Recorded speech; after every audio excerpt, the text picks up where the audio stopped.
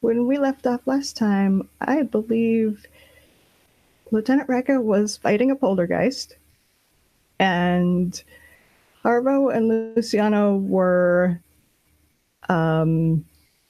exploring the hidden space under the temple. And you all were in the Hana temple, which I guess was kind of an important detail to that. Am I forgetting anything important there? We do have that priest with us. Right, yes. So that's important to note. Yep, that's good. I forgot about a civilian that we can imperil. Yep. I mean, he's well armed. He has a wooden sword. Can definitely take care of himself with that. For sure.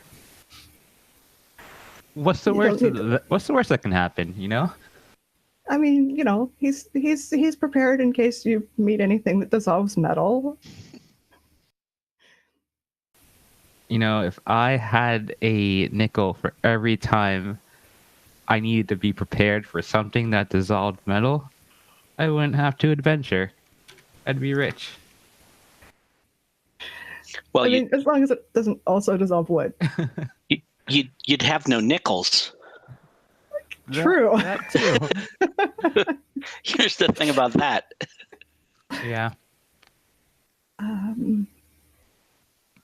Luciano and Harvo, you and Father Flutius were going into that dark room where the torch just, died for no reason.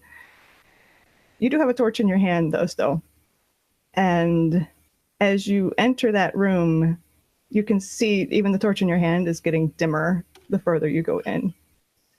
But at the far end, you can see like rectangular objects that look like wooden boxes in various sizes. There's it's like maybe 4 of them, ranging from very long and narrow to, kind of cube-shaped. Well, speaking of nickels, we're, in for a penny. So I think that's just kind of look over my shoulder at the priest, and I think Harvo was kind of in front, and I was sort of holding the torch behind him. Uh-huh. And so I'll kind of put a hand on his shoulder and kind of pat him on the shoulder, like, move along, my friend, and I'll walk behind him holding the torch, for as long as it helps. And as you puts up his shield and he's going in. As you all clear the doorway, Father Flutius behind you says, "Something's moving," and he's kind of backing in after you, holding that sword in front of him. And as you look, sure enough, things are moving, both in toward him apparently behind you, but also in this room.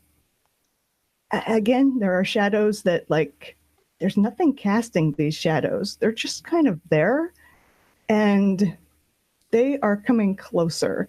And that torch just kind of gets dimmer and smokier as you walk. Can I discern realities to see if I can determine what's going on? All right, so let's do that. And I did not discern, so I got a 5, so I failed. It's dark in here. Indeed. Luciano, something's in here. Just keep moving, my friend. I will do as instructed. He's moving into the darkness and shadows. And okay, what are you looking for, or anything in particular?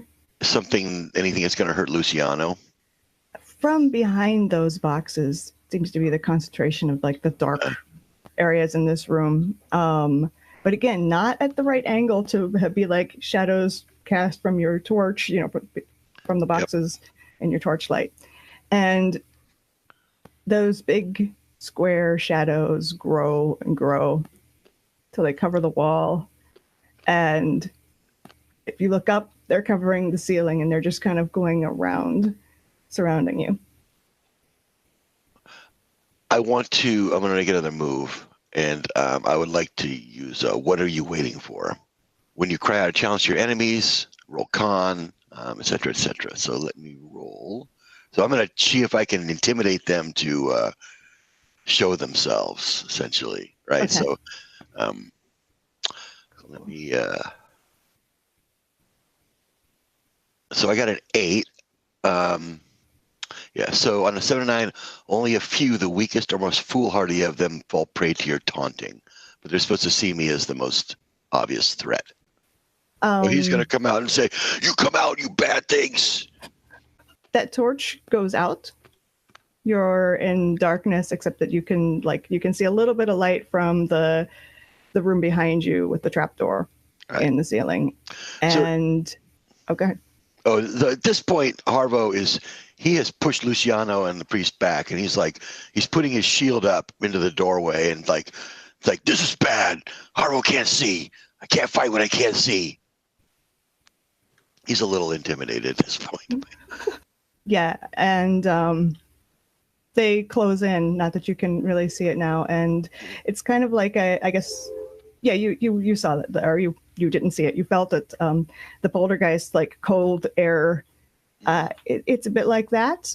It's not as like solid. It's like this just freezing cold goes right through you and just like passes through you front to back. And roll a d6 plus 1. 5. Okay, yeah. It's 5. It does not say anything about ignoring armor, so you can subtract your armor for that. Oh, so something hit me? Sorry, I didn't Something hit you. Yeah. Sorry. I'm not. Yeah, that's just like icy blow hits you. It's almost like it's almost like it's just giving you frostbite through your whole body. It's very it's painful, and it's almost more painful when it stops because you're like thawing out suddenly. Harvo will cry out in agony. And he's trying to push his friends out of the room. He's like, "Oh, it's cold." There's like frost all over his shield and his sword and stuff, and in his beard. And he's backpedaling heavily now out of this space. Luciano, do you go? I think I turn to the priest and kind of grab him by the shoulders and like shake him and say, "Father, if you can do anything to help us here, if you can call on your gods or invoke the name of the priest who used to live in this place, now is the time to do it." He nods and he turns and he goes back to, and he stands in that rectangle of light cast down from the trapdoor, and he starts chanting. It's not clear that it even is a language. He might just be making up sounds, but it seems you see, like in that room that he's standing in, something seems to get a little less dark. And Harvo, you feel a little like a little warmer, like almost as if you had almost as if the sun were shining on you, even though there's clearly no sun here. And I'm like, yes, like that, do that. And I'll step back and sling my guitar around and start playing, like some blues song about sending the ghosts back home or something like that. And I will weave my magic into a basic spell, or weave my performance into a basic spell. Choose an ally and an effect. Heal, additional damage, mind is shaken clear of an enchantment. Next time someone successfully assists the target with aid, +2 instead of +1. It seems like he seems like he's doing fine. So I'm going to see if I can warm up Harvo with my song, try and cheer him and get his blood flowing, and by way of that heal him. Cool. So that is plus charisma, I think. Yep. Which for me is +2. Boom. 9 + 2 is 11. So, Harvo, you're going to heal a D8. Nice. Oh, Harvo feel better already. Take heart, my friend. So that's not right. Try this again. Roll the wrong die. Okay, sweet. So quick question: Can Harvo see any of these entities that are menacing him, or are they? I mean, they are shadows. That's actually like their name in the book, and that's Oh. what they look like. They're just very big, dark shadows. Well, if it's got a shape, yeah, he's gonna swing his sword at one. Sure. And it's like, Well, hack and slash. Yeah. So he is going to do so. Let me get my dice together here, and so I hit successfully. It's a 7 though, so he'll get a shot at me. So let me roll my damage.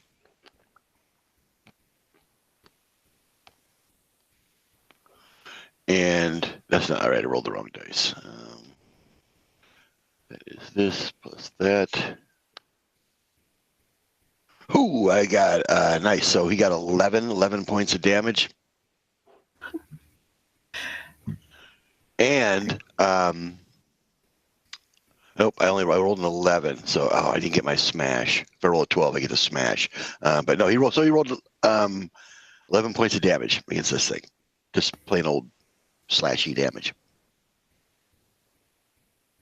Yeah, it shrinks back from you, visibly gets smaller. And as it gets smaller, it kind of retreats toward the wall until it looks almost like a regular shadow. And it just kind of hovers there and waits.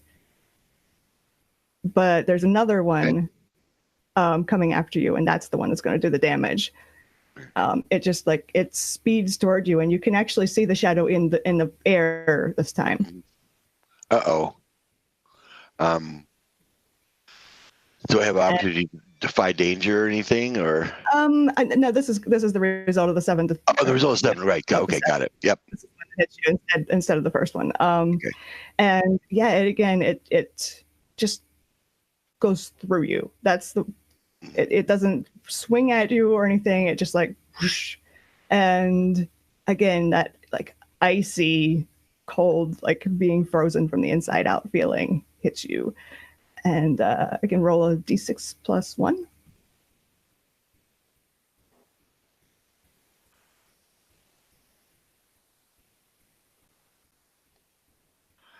Ooh, 6. What's your armor? It is 3. Yeah, so that's 3 harm. Not too bad. And Okay. yeah, okay, so he is Harvo howls again, and you see frost rhyming his head and shield and sword, and so he takes another blow from this icy specter. Yeah, and it's one of those things where it hurts a lot, and then you realize that you're not actually that badly injured, and you just feel kind of embarrassed by how much it hurt and how you reacted. But yeah, you kind of shake it off, and you have some minor that's gonna hurt in the morning. Mm-hmm. But yeah, now you have this. It's it's a 3-dimensional dark space in the air, and it's right behind you. Ooh, and it's there because it went through you and from the.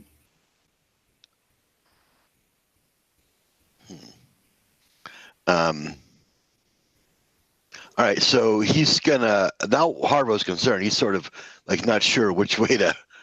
He's got a couple of these things in the room behind him, and one has snuck past him. Oh, he's worried about Luciano now. He's a little confused. Uh, Luciano, what do I do? Help me! And you can see he's swiveling back and forth between the one that's sort of menacing you and the however many are still in the room. There's two that you can see. The one is still like, it looks like just a shadow on the wall. It doesn't seem too interested in attacking you right now. And there's another one that you can see sort of gathering again and pushing out from the wall and becoming this dark space in the air. Well, he's going to have to go. If he sees it coming towards him, he's going to attack the one that's approaching him. Yeah. It's like, don't worry, little buddy. He's going to go after this one. And okay. Can I try and help him out? Yeah, absolutely. So, having warmed him up, but it's like they're still coming.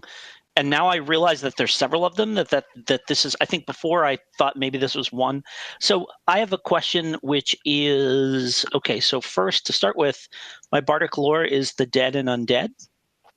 Mm-hmm. When you first encounter an important creature, location, or item covered by your bardic lore, you can ask the GM one question about it. Is this well, I guess, is this an undead thing I can ask a question about? Yeah, you could consider this a ghost. All right. So I can ask a question about it. Can we just will hacking at it with normal weapons actually hurt it? It will not hurt it as much as you would expect. Like it's like it's not, it doesn't feel anything like fighting someone with armor, but it's the effect is the same. Like it just, it kind of just can take that blow and absorb it. Got it. But it will hurt it. Okay, cool. Harvo can swing away. Yep. I'm gonna kind of change the sort of go up an octave on the guitar and change to something a little more martial, a little bit more of like a a song about a boxer, that was like on the ropes and how he recovered and came back to win the bout. And this is my bardic magic here. Let's see what we get. I got an 8 + 2 is 10. Nice. So that I'm supposed to say the effect first. Sorry. Choose an ally and effect. It's Harvo +1 d4 to damage. Ooh. So an additional d4 damage. Harvo feels empowered. Yeah. Are the orange ones yours or the white ones? Yeah, so that is 10, 12. So I got a 12 to hit it. And so your Destructo power activates there, right? So my Herculean appetite is in effect. And so I cleave it for 12 points. So I'm going to roll damage first. And that is, so I get one of these, and I get one of these. Oop, not one of those. That's the wrong one. And one of these. And then I get that. So that is 11 damage total. And this enacts my smash move, which is anytime I roll D12 or better on a hack and slash, you choose something physical your target has, and they lose it. Harpo may not understand what he's doing, but he wants to tether this thing's attachment to this plane. Go home, go back to sleep, crack. Okay, yeah, you hit it, and you've never seen a shadow shrivel up before, but that's kind of what happens here. It kind of folds in on itself, shrinks, and then just disappears. So after he sees it go, he's realized he's exercised his Herculean appetite. He doesn't know what that means, but he feels he has been victorious. I mean, that's his thing, conquest. Yeah. He's got a war cry and just shake the walls of this place. That's awesome. Yeah, mechanically you killed something with a 4 armor in one blow. So Nice. Ultimate destruction. yeah. There are still 2 others. There's one kind of lurking between you and Luciano. And then there's that one like on the wall. There's one still clinging to the wall. I don't want to. Yeah. So we'll jump over the other guys. I don't want to hog the spotlight here. So we have Harvo's getting ready for the next enemy. You know, he's got his shield up. He's swiveling, looking for what's the next sign of danger. Yeah. Okay. Father Flutius is still standing in that patch of light, like gesturing with his sword and chanting. And Luciano, are you continuing to play, or are you doing something else? I think I'm gonna. I'm pretty sure it's only a matter of time before they come after Father Flavius. So I'm gonna kind of. I'm just stepping back and slinging my guitar behind my back, and I pull out my pistol, and I'm kind of like, whatever, aiming it at the darkness. I don't think like shooting these things is going to do a heck of a lot, but I am going to step back and kind of, like if I see a shadow like starting to, extend across the floor to make its way towards Father Flavius, I'll just step in front of it, and kind of flail at it. Okay. I can't do what Harvo does, but I've given him the assistance he needs. So okay. Yeah, since you're doing that, you see it coming, and it's not coming on the floor, it's coming on the ceiling. Got it. What do you do? I'm gonna defend. I'm gonna poorly defend Father Flavius. So let's see what we got here. This is not a good move for me, but I gotta get in the way. Oh yeah, no, that's I'm at a 4 for that. So the good news is experience points. Yep. That's the only good news, though, I suspect. You were defending. This is a move that I. Are you not showing me? Well, yeah. Okay, so what happens is that it doesn't attack you, and it doesn't attack the priest. It goes and it surrounds that hole, the trapdoor above you. Our light's probably gone, huh? Yeah, not only that, but you hear this scraping sound, and the altar scrapes right, it like closes, and you are now in total darkness. Yeah, Lieutenant Rekka, what are you up to? I think Lieutenant Rekka is... So I'm in this room and I'm with this entity, and I think Lieutenant Rekka is going to taunt this entity and cast Exterminatus on themselves. Do you need to roll for that, or just happen? Sorry, I can't actually see the character keeper for some reason. It's not loading. Okay, so I think what this looks like, and it doesn't look like you have to roll anything for it. Okay, good. But I think what it looks like is that Lieutenant Rekka takes like her antique rifle and just kind of like unchambers one bullet that's in there and holds it up to the light. And I think like the gunpowder or whatever the material that the bullet is like made out of kind of like sprinkles throughout the air or resonates throughout the air. And she says in like a really loud and authoritative voice, and she's just like, "By the powers granted upon me, Lieutenant Rekka of the Third Order, I judge you interloper and trespasser of this realm, an enemy of the natural order. Leave now by your own volition or be vanquished eternally." And I don't think that like Exterminatus, like when she casts on her, it looks like any different. Like I don't think like she's glowing or her hair is like moving all over the place or anything like that. But I think like it just I think he just stops blinking. Like that in itself is kind of weird. But yeah, so Exterminatus, what that does is, hold on, let me find it. When you speak aloud your promise to defeat an enemy, you deal 2d4 damage against that enemy and negative 4 damage against anyone else. This effect lasts until the enemy is defeated. If you fail to defeat the enemy or give up the fight, you can admit your failure, but the effect continues until you find a way to redeem yourself. Wow, okay. You smite him just by saying this. Excellent. Yeah, go ahead and roll that. Okay. 14. Wait, was that 14 damage or was it? That was my hack and slash. Oh, okay, cool. Oh, wait, that's 14 plus. Hold on, I didn't roll my plus to 2d4. As I said, is the 2d4 is just straight damage, isn't it? Or is that added to your?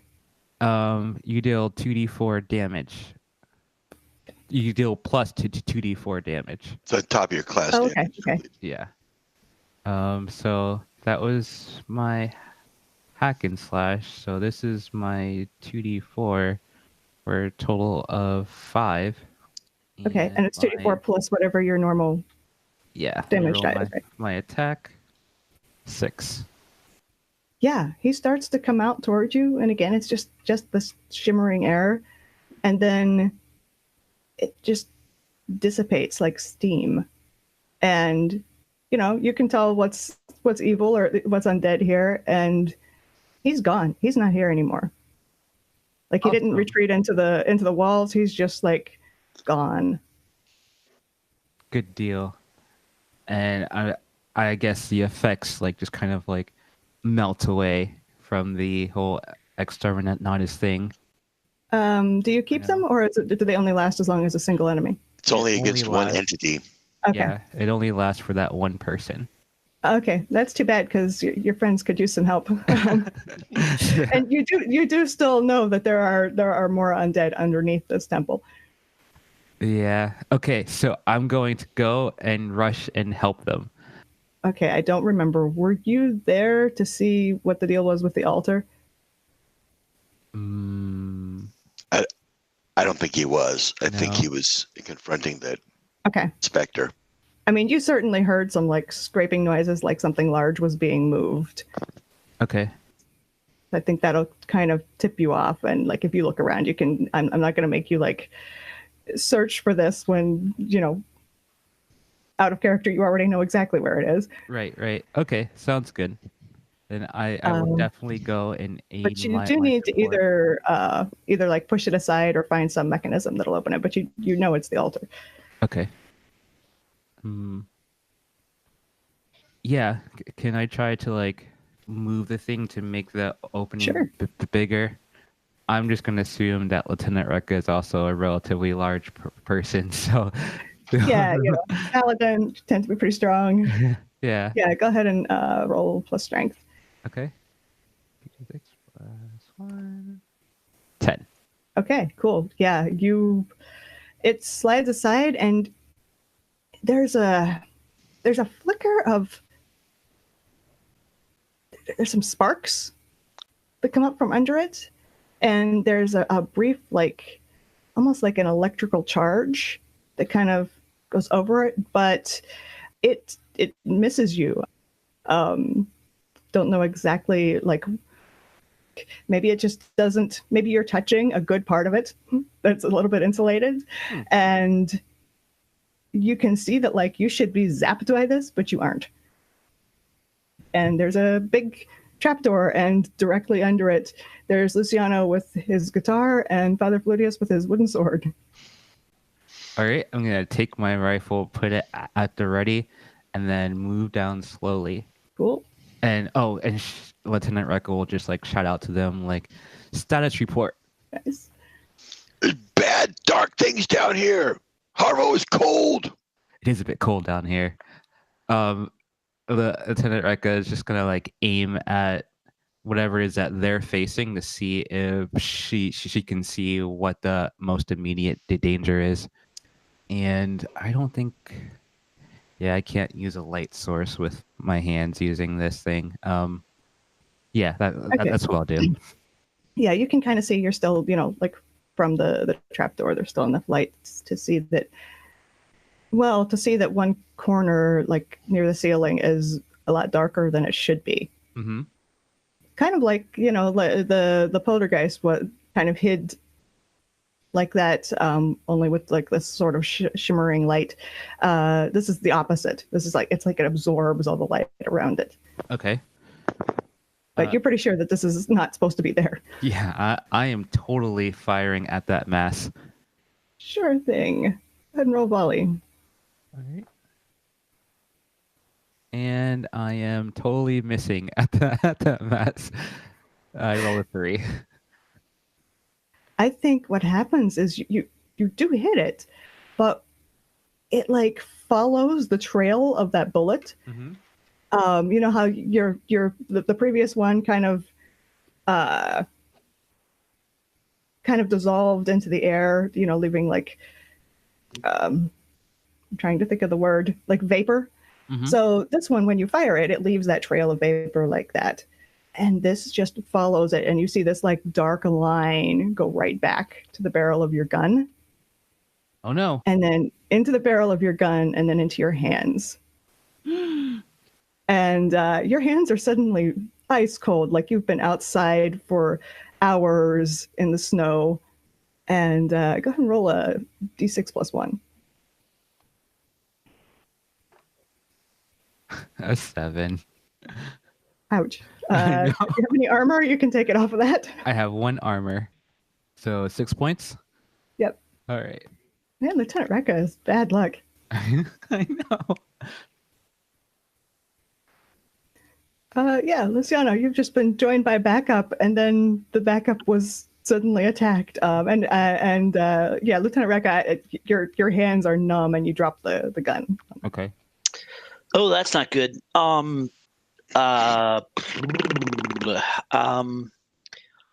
Is Father Flavius's continued chanting seeming to actually do anything, or? Yeah, I mean, his target was Harvo, who seems to be fine, less affected by these whatever was happening to him before. Oh, he's okay. He's protecting Harvo as opposed to actually. Got it. I kind of glom onto that. All right. So. Yeah, I kind of feel like my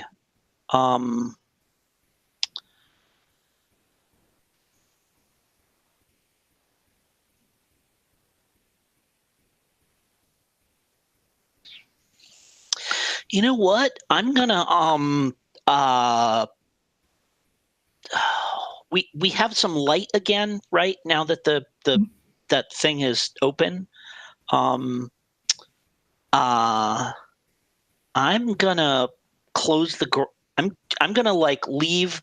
I'm gonna say to the lieutenant, protect Father Flavius, and I'm gonna kind of, while everybody has the shadows occupied and stuff, I'm gonna go over to those boxes. Okay. And just like take a quick look at them and see what's going on there. Yeah, go ahead and roll discern realities. I will do that very thing. I am discern realities is wisdom, which I've got a +1 on. 6 + 1 gets me to 7. So on a 7 and 9, I get 1 question. Sure. What here is useful to me? Useful or valuable, if it's not useful with the boxes, yeah. So you see there are 4 boxes. One, I think you realize as you're pulling the other boxes over it, because it didn't have anything on top of it. Sure. You realize it's actually a coffin. Yep. Mm-hmm. The other boxes, all but one of them are empty. The one that you pick up and it's heavy. It's small, but it's heavy. You open it, and inside there's some coins and there are 2 flat copper discs, and there is a small obsidian figure. I think that you would. Let's see, dead and undead. Okay, yeah, I think that you can ask a question here because that obsidian figure has something to do with it. How does this obsidian figure relate to the shadows that we are fighting? Yeah, this actually all of these things are artifacts from New Valteri, and that figure is emanating energy, which is why this temple was cursed. Got it. Okay.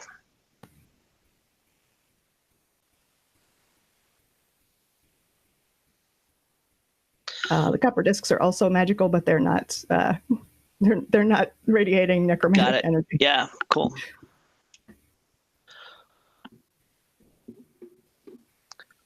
So, Harvo, what are you doing? You're in this room too.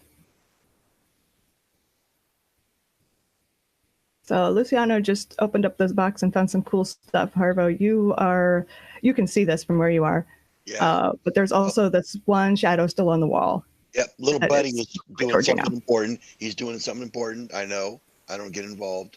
He'll tell me when he needs me. Right now, he's like, so there's only one of these things left? Yep, and it's still on the wall, but it's now moving across the wall toward Luciano. Harvo's just going to shield bash it. He's just going to run at it and just smash Right. it against All the right. wall with his shield.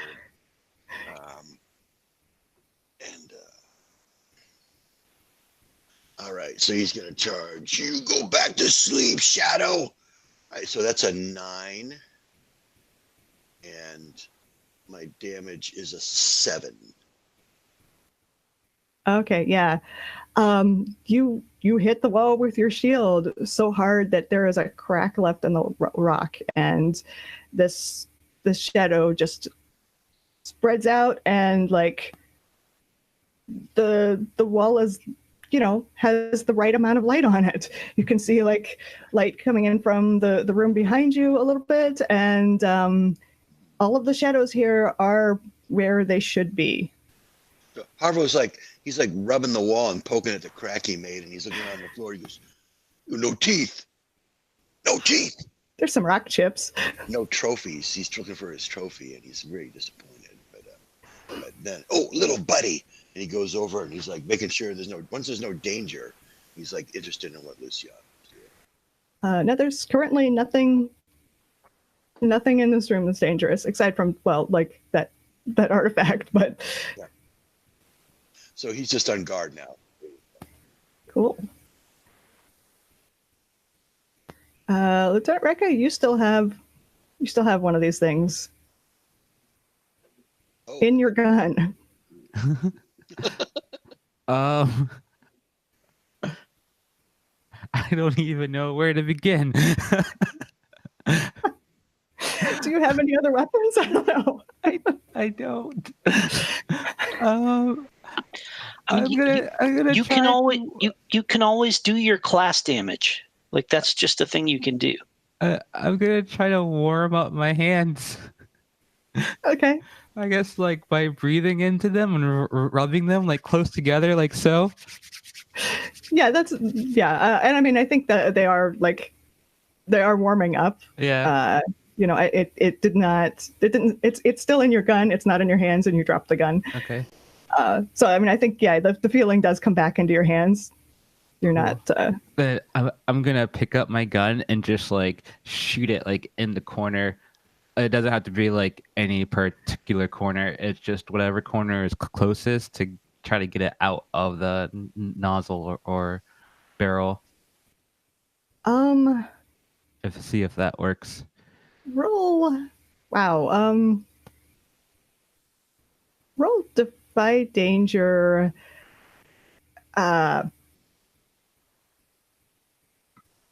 Wisdom. Okay. 8. Yeah, okay. You fire the gun. It does not explode, so that's good. And yeah, I think the shadow, like it fires the shadow out and like flattens it against the wall. No bullets come out of the gun, which is, I'm not sure if you had any more, but if you did, that's a little odd. Okay. But yeah, the shadow is now not in the gun. I'm gonna try to kick the shadow through the wall. All right. And roll hack and slash. All right. 7. Okay. Do your damage. 5. Okay, cool. Yeah, I mean, you kick the wall. I think the damage done here is you kicking the wall. I think you hurt your own foot doing it. It's, you just kicked a big stone wall. Go ahead and roll 1d4 for that. 3. You kicked it hard. Right. You hurt yourself more than you hurt it. Damn it. I mean, you did hurt the shadow a little bit. You do see it kind of shrink away, like away from like the spot where you hit it, but it's still there, and it doesn't even really change much. She's in a room with us now, right? We're all in the same. She's in the room behind you, the first room. Oh. But so, you can hear you can hear that gunshot. Well, Harvo will have gone and poked his head in. It's like, oh, nice lady, are you okay? And he's still Lieutenant Rekka's busy kicking a wall. Yeah, but I can see there's one of these shadows in there, right? Yeah, you can see it. These are now on Harvo's list of things he doesn't like. He's going to go add that to the list tonight at the when he has time to think about that. But he's just going to hurl himself at that shadow. And same thing. He's just going to just get behind his shield and just drive it into the wall. Seemed to work good the last time. And that. And so he missed. Wow, I don't know what happened. I rolled a 5, so you can tell me how it happened. But wow, how did that happen? I think this shadow was prepared for that, and kind of similar to what it did to Lieutenant Rekka's gun. It just, when your shield hits the wall, it just like plasters itself onto your shield. And your shield is suddenly just like really icy, stinging cold, and you drop it. Oh, no. So is there damage associated with that? Or does it just make me... Yeah, go ahead and roll a d6, I think. Okay. So I took 4. Okay, and you can take your armor off that. Okay. Because we can assume that your armor in this case is like gloves. So he's like, oh, that's cold. And he drops the shield. You can see there's ice all over his hands. And he's like,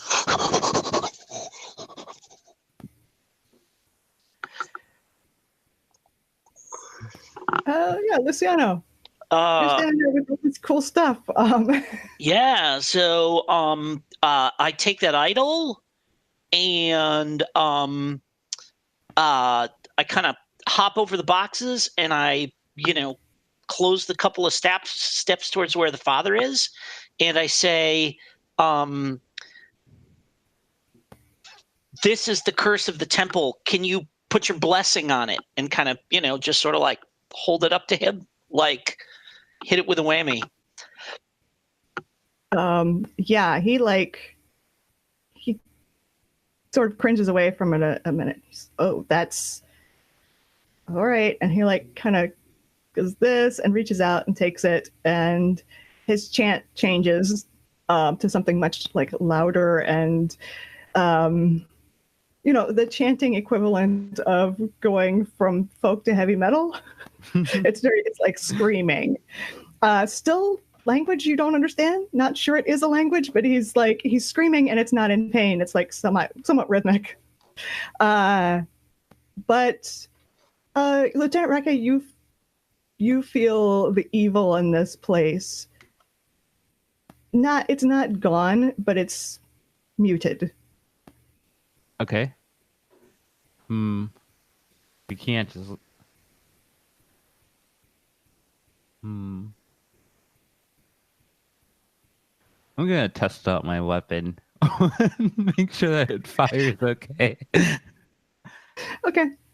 Yeah, that's what I'll do. I'll shoot a corner again, see what happens. Cool. Go for it.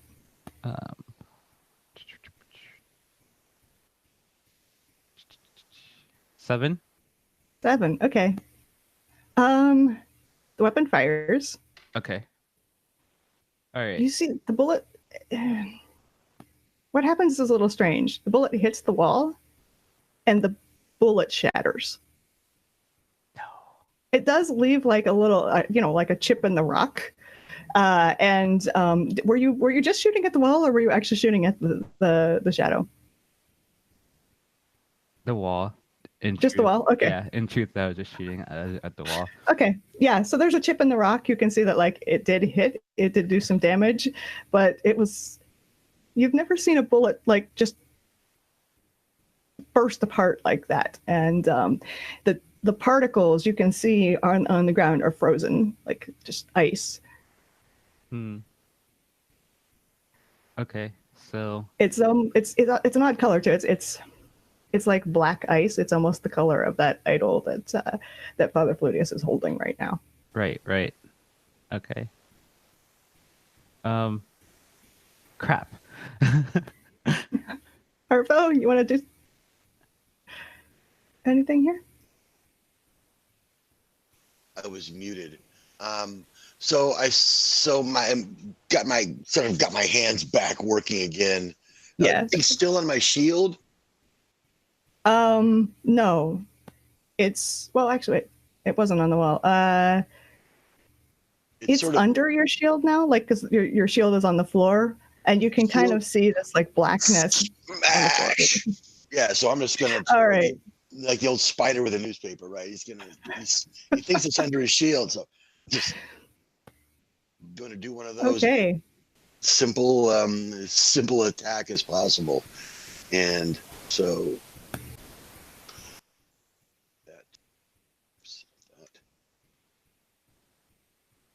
that is a 9. So I hit and do 7 damage. I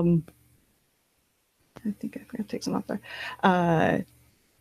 Yeah, it sinks into the floor, and it's almost like a pool of water sinking into the ground, just soaks in and disappears.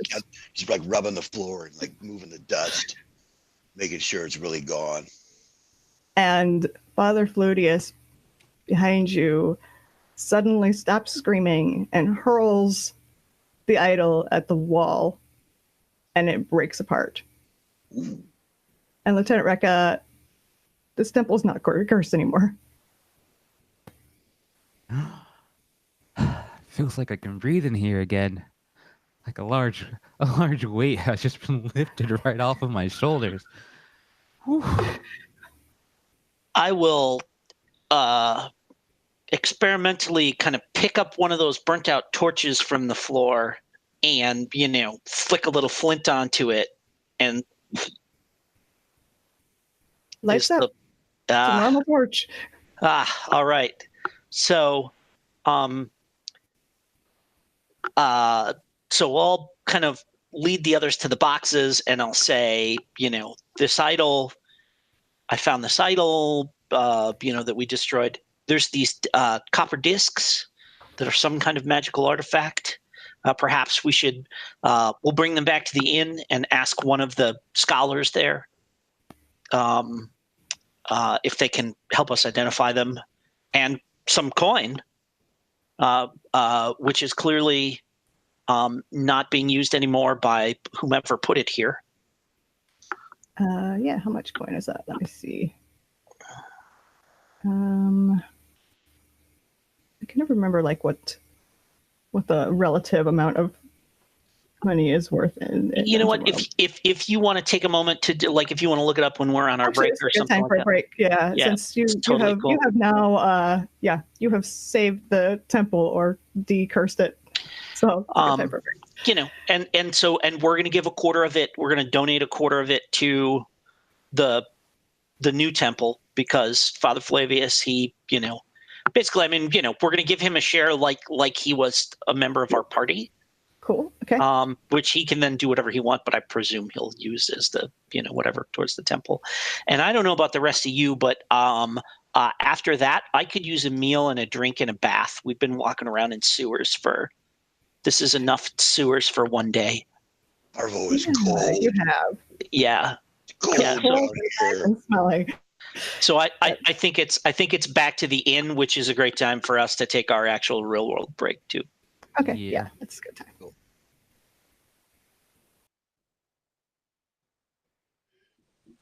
All right. Well, welcome back. You found 200 gold Ooh. along with those 2 copper discs.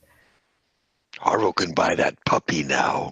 Yeah, 50 a piece, because we're going to give 50 to the father. I'll keep him in holy water for a little while. Yeah. The church is very grateful for your donation. Yep. Maybe you can pay to put the heat back on. It's cold in here. Actually, yeah, they're very grateful for the donation. They're also grateful for like they might be able to use this temple again. Yeah, I think we got them some real estate. That's the important thing. Yeah. So, there was, my recollection is that there was someone at the oh, you know what, I'm not sure that this is exactly how it works, but I would like to I have my port in the storm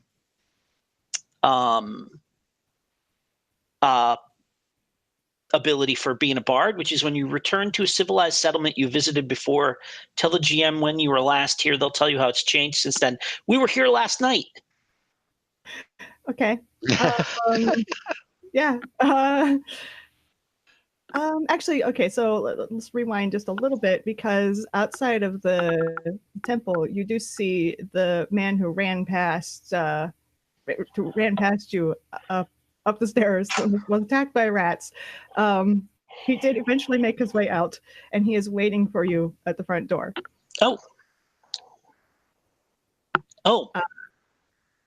And he is it's a very, nondescript looking man wearing kind of worn clothes that are the same brown as his hair, his eyes, and his skin. He's just kind of all the same color, and it's almost unnatural looking, because it's just so like maybe he did that to some sort of magic or something. So I greet him. Friend, you left at the right time, because things were very we weren't sure whether we were going to survive down there. Fortunately, with comradeship, strength of arms, we were able to prevail against the creatures that were down in the crypt, and we believe that we have made this place pure again, so that perhaps the temple can be reconsecrated. What is it that brought you here? Well, probably the same thing as you. What'd you find down there? I'm using my charming and open ability, which is when you speak frankly with someone, you can ask their player a question from the list below. They must answer it truthfully. Then they may ask you a question from the list, which I must answer truthfully. And whom do you serve is my question. Basically, like, are they here on orders, or is it like, what's their deal? I think that, like, after seeing you go in there, seeing you, come out safely, having dispelled the curse, he's come to, he's decided you can be trusted, and he will walk back toward the inn with you, since he also came from the inn, and he'll tell you this as you're all walking. He came here at the orders of his organization, which is led by an exiled queen who would like to eventually retake her city. And he was sent here looking for a particular powerful artifact that he thought might be in the temple. Oh, buddy. Do you tell him what you found there? He can ask me a question off the list, and I have to answer it truthfully. Yeah, that's it. That's his question. What did you find down there? That's not a question off the list. Oh, I'm sorry. What? Let me look at the list. Sorry. Whom do you serve? What do you wish you would do? How can I get you to? What are you? Well, actually, how can I get you to tell me what you found down there? Yeah. Yeah. I think, let me see. Yeah, I think he. How can I get you to share information on things you find here? I think is the question. It's more general than just like, give me the details of what you found out. Yeah, I think he'd need to demonstrate that he doesn't mean the people of the village any harm. He'd need to kind of prove that to my satisfaction. Like, okay. Now that I know that he is working for someone who basically wants to conquer the place, I'm very wary of that now. And he'd need to prove to us that the people of the city aren't going to come to any harm. Yeah.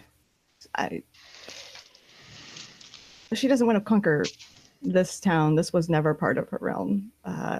She'd like to conquer New Voltaire and the surrounding area that used to be part of like a single kingdom.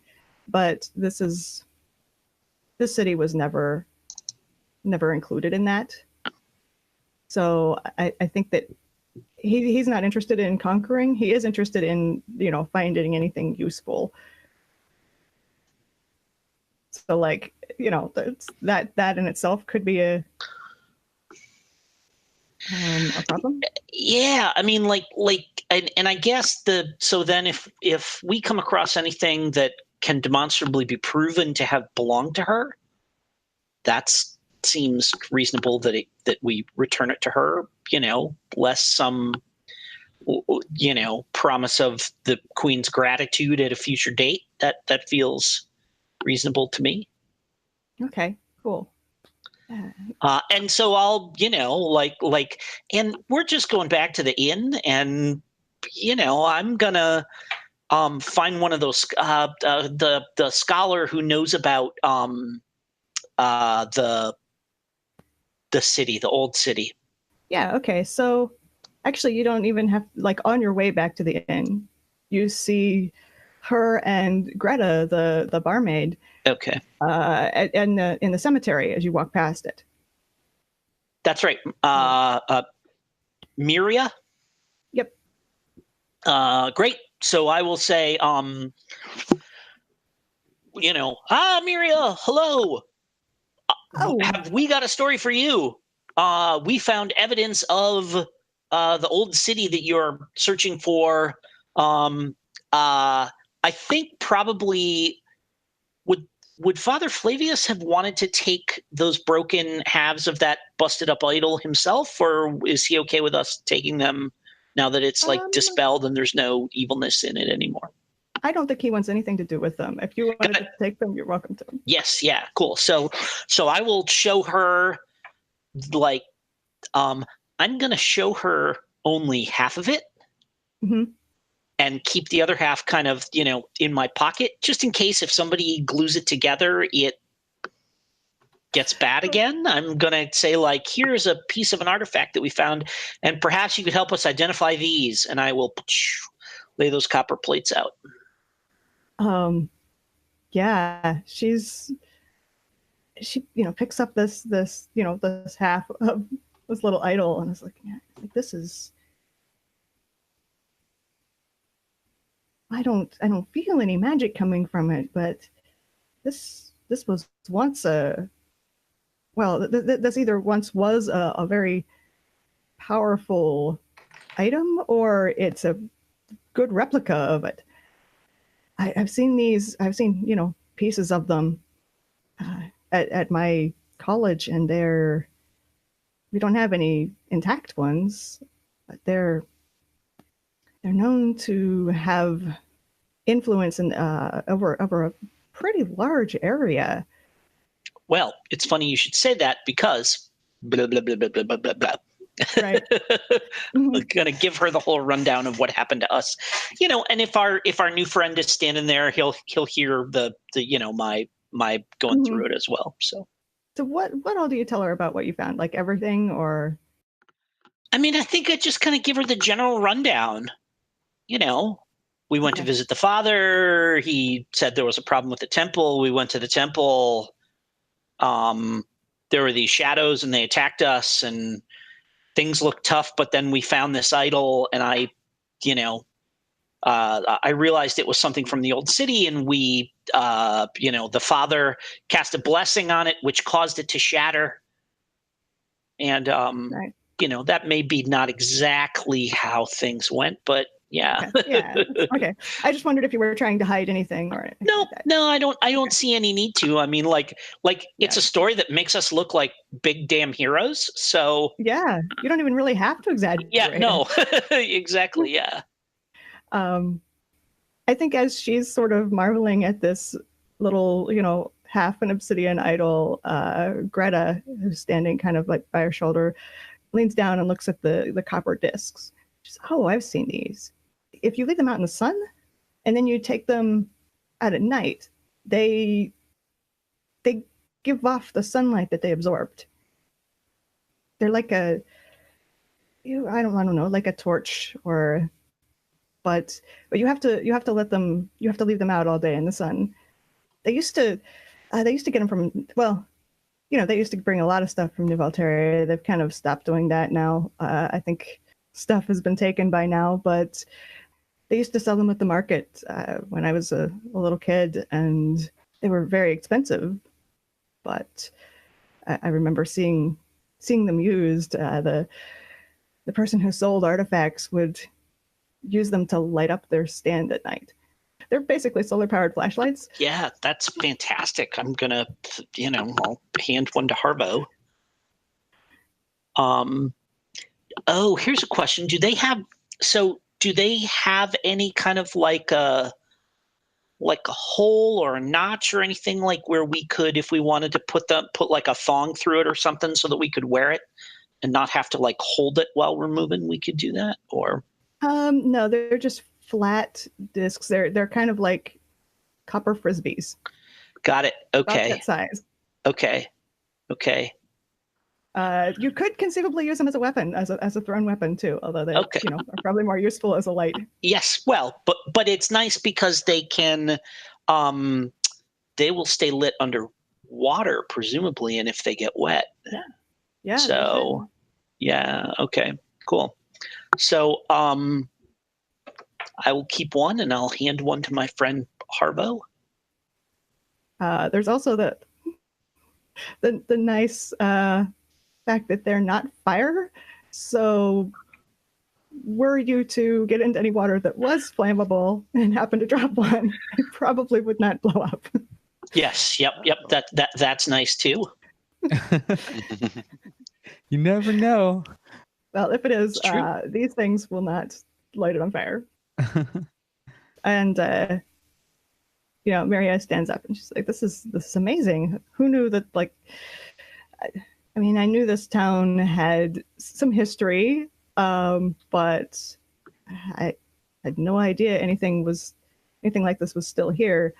And then she kind of looks, around at the cemetery. She says, "Are you here to see the ghost? He won't be here for." And she kind of looks like Greta. "Not till the moon rises. So you're a little early for ghost watching." Do we know about this ghost watching thing? Is that? Someone heard about it. Luciano heard about it. We are on our way to take a bath. That is a very good idea. Well, actually, before we go, we are on our way to take a bath. I am on my way to take a bath. say hello to the ghost. If they were friends with the shadows in the temple, apologize, but we are, we need to rest. Greta looked happy. Yes, that's a great idea. You really should do that. But yeah, you should go back to the inn and take a bath if you want, and won't take any penalty to con, which I would otherwise inflict on you for dealing with humans. So you go back there and rest. And is there anything that any of you want? I know Luciano wants to take a bath and rest, which is funny because Luciano has actually does not have the lowest or have the highest HP, but has the highest percentage of HP. Well, so Luciano went to go take a bath, and Harvo is a little indifferent about hygiene, given his rustic and wild nature. But you know what he knows is they got a bunch of coin. There's a big bag of coin. Yes, they do. Yep. He can't count, but he knows a lot. He thinks there's at least 100 coin in there. He doesn't understand that about sort of the divvying up of numbers. Numbers are very abstract to him, but he knows a big bag of coin. So he's going to go down to the tavern and carouse. He's going to spend 100 of that coin to carouse, not having any idea. So basically means he's like, as soon as he comes in, everybody goes, "Oh, Harvo, hey, here's our hero." And he's like, "Yeah, where's he?" He's got a big pitcher of mead, and he's telling people about it was cold down there and telling his story, but he's buying drinks, and so he blows 100 coins, so he wants to carouse. So, okay. I'll come in, I'll start singing a song about it, and, pay for everybody's rooms that night or something like that, because there's going to be a party, everybody's going to need a place to stay, and so I'll throw in another 100 coin to give him a +1 bonus to his roll. Nice. I don't think Harvo has enough to do another 100. I think he's got a few coin, but okay, cool. So Harvo is throwing a major party over at the tavern, and so I will see how effective my carousal is. Oh no, I don't have 100. I only have 50. I can't do that. Yeah, that's right, because it was 200 total. I was thinking we each had 200. Nope, I've only got 50. So that's okay. I got a 7. Yeah. I got a 7, so I get to pick one from the list of the carouse move. Let me go look at those real quick. So let me look at my options are. You befriend a useful NPC. You hear rumors of an opportunity. You gain useful information, and you are not entangled, ensorcelled, or tricked. So I'm going to, for the all these things are very abstract to Harvo. Making friends, though, is something he's really good at. So he thinks he's going to befriend a useful NPC.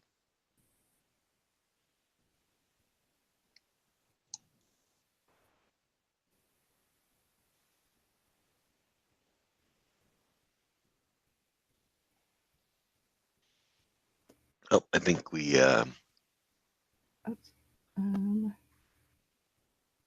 Internet. Sorry, you kind of just you froze for about 30 seconds there. Yeah, I tried to open a PDF. That'll teach you. I know. Windows will teach you. Rebel over there. Okay, so you're gonna befriend a useful NPC. Okay, yeah. I think during this party, the other scholar comes up to Luciano, and she's just kind of watching him for a while and listening to music and smiling and swaying in time to the music, and finally she says, "Where did you learn to play like that? If I didn't know better, I would say that's you're weaving some magic into that. It's almost a spell." And I kind of kind of come down a little bit and playing a little more quietly. I kind of look to the left and I look to the right, and I kind of lean in like it's a secret just between the two of us. And I say, "Oh yes, I went to the crossroads. and I made a deal with death, and he taught me how to play. Sorry, you know what? I say I went to the Black Gate. I found my way to the Black Gate. I'm afraid to ask, what did he ask for in return? And I'm like, I can't, and I do this, like, I can't say anything more. And I just kind of go back and start playing again. She kind of smiles like she's not sure whether to believe you or not, but she's going to play along, and it's, this is fun. And she's like, applauds at the end of your song and kind of, smiles and offers you a drink. You have a fan. Of course I do. Excellent. You have many fans. You have a particular fan who's like extra attracted to you, but extra is you good. have a whole room full of fans. Excellent. Oh, and you know what? So, one of the other things. You can ask her any questions you like. Yeah, one of the other things that I want to do, and she'll be there, so I'm not super worried about her. We'll get to her. But I want to play up how valorous and noble and kind of just like essential to the mission the lieutenant was, to kind of get to, like, I'm trying to kind of nudge people to go talk to her, to like, and maybe make my stories slightly more outrageous, or perhaps quite a bit more outrageous than they actually were, than like, play up her, the stuff she was doing, just to kind of see if I can get people kind of going over and talking to her. Okay. You are in a tavern partying, and she is a cop. So I think this is going to be a roll, but do you have a move for it that you're looking to use specifically? I don't know. No, I don't have a bard move or anything like that. No. I mean, it can just be Defy Danger Charisma. Yeah. I'll do Defy Danger Charisma. That's fine. I mean, it's unless it's because not really parlay, because I don't really have like leverage or anything like that. So, yeah, I'll do that. That's cool. So that's at a +2.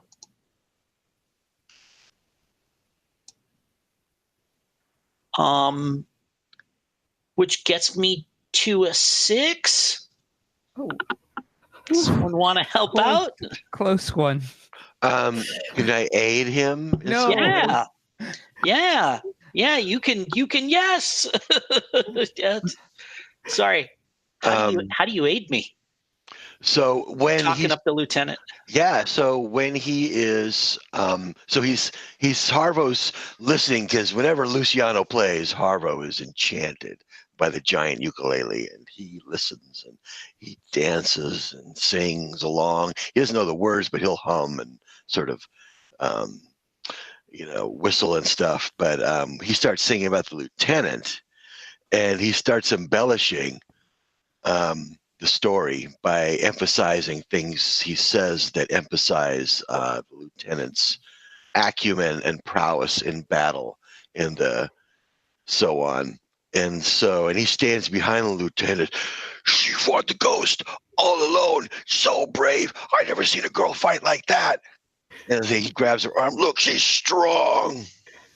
I think lieutenant pulls her arm back and tries to hide behind like a mug of gin and tonic, but without the gin, so it's just tonic. And he's got her around the shoulders. It's like, I like you.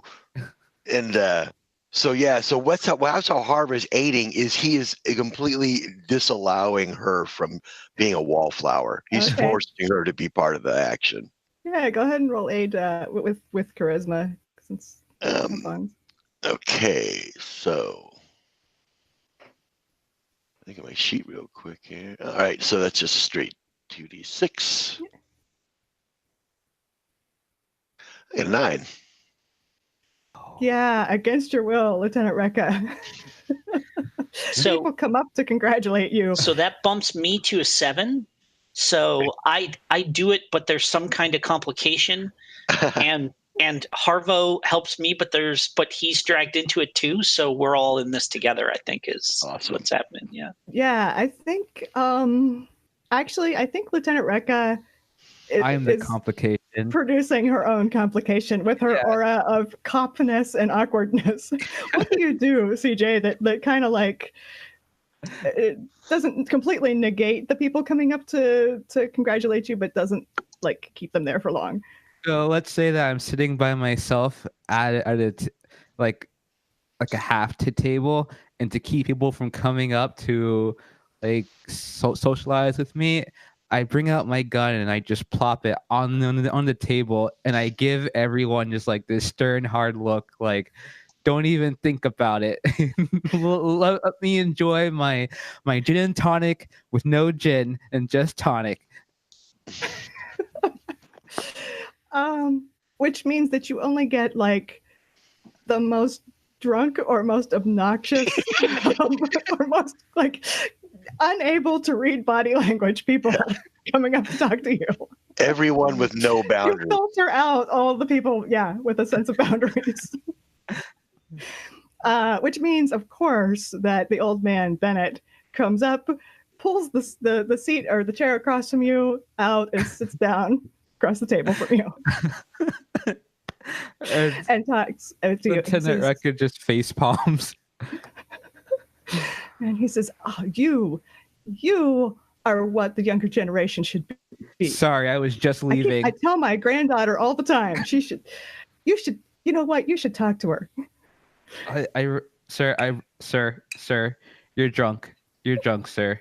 I think that maybe you need to get some rest. I think maybe you should go to sleep early tonight, get some shut-eye, wake up early in the morning, and question how you spend your evenings, sir. Would you like me to escort you to your establishment? My establishment is here. I live upstairs. My son-in-law runs this bar. I can't stand up. What do you mean? What's your son-in-law's name? She just offered to escort him back to his room. She did, in fact, do that, but I will leave it up to. No, that's not what I meant. That could be misinterpreted. I think he's more interested in picking a fight. So he wants to challenge you to a duel. So he gets up and he's like, I'm old.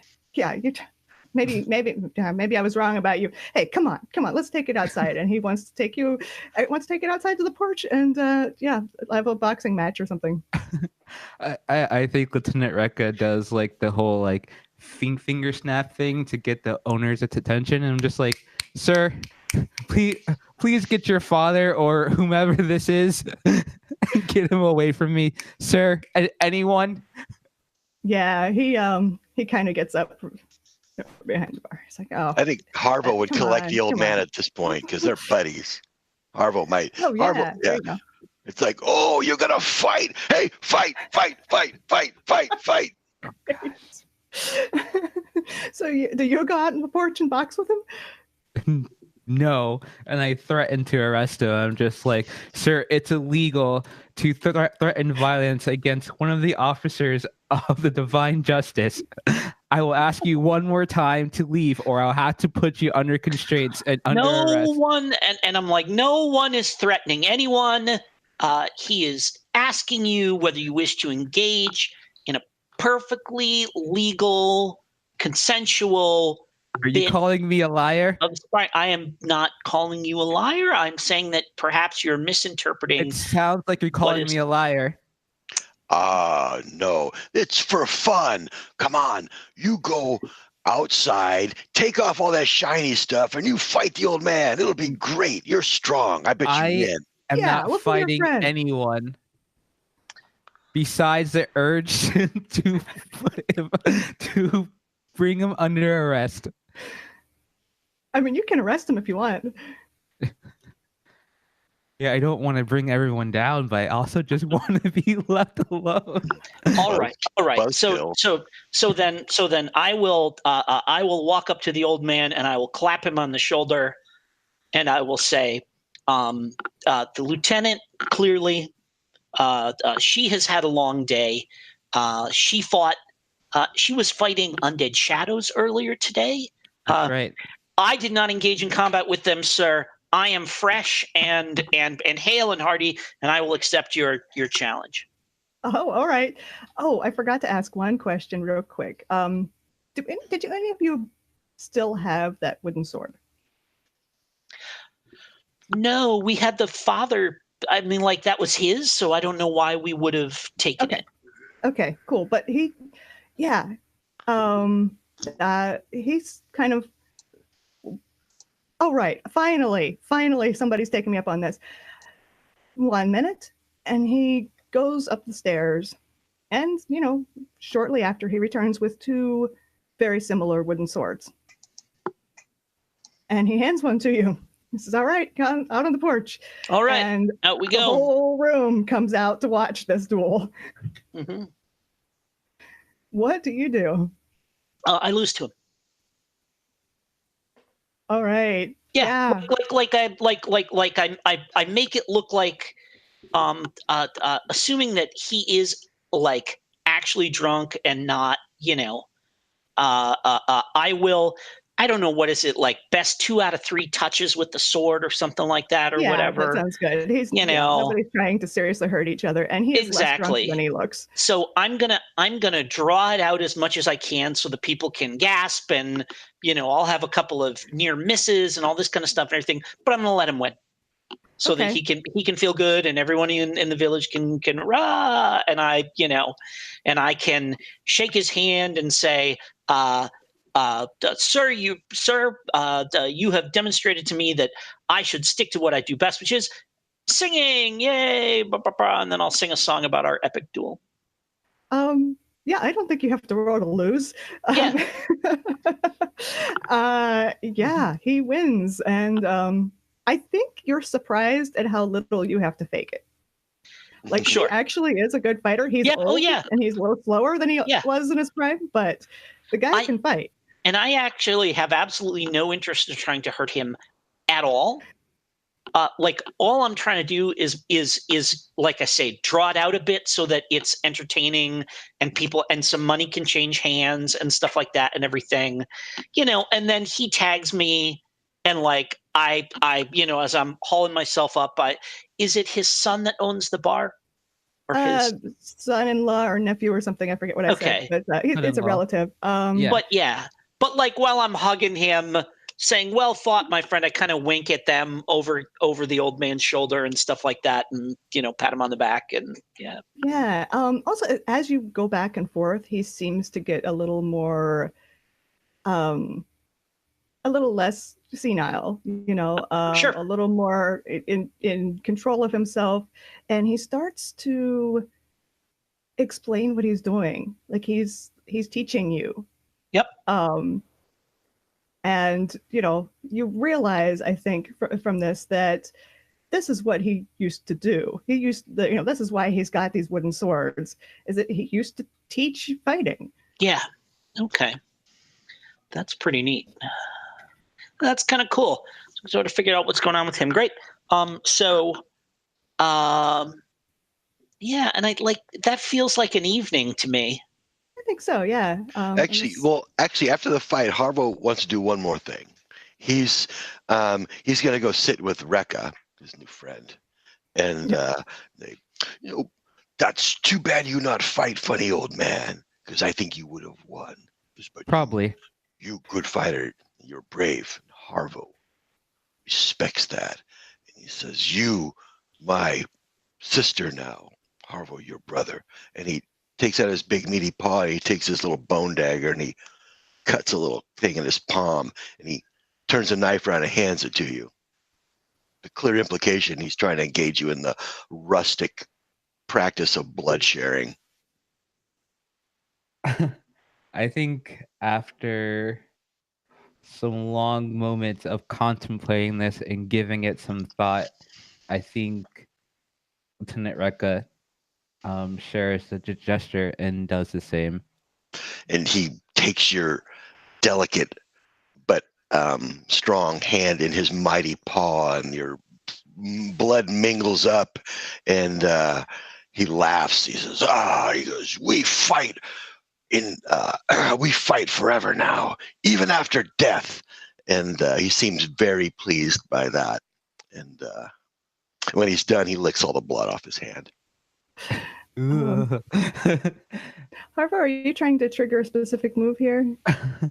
I got him to do something she probably shouldn't have. Okay, cool. Make a note somewhere that you could each take +1 forward to helping the other. Cool. Nice. It is the next day, and you have a whole lot of options for like questions to ask, people to talk to, things to do. What are you interested in doing? Harvo is going to go find that guy with the dogs. Okay. Because he said he's like a breeder, right? He's got puppies. Yeah. Well, I'm trying to remember what I said. I said he didn't have puppies at the time, but he could introduce you to somebody with puppies. He just okay. he just likes dogs. And he likes right. Them, so. Yeah, you know where to find him. He's gonna go. Well, he's gonna go down into the tavern first to get his breakfast, which means about 3 or 4 quarts of mead and a dozen eggs. And he's gonna slip. He's gonna get a couple of pork chops with his breakfast, and he will slip the bones in his pocket. Take those with him.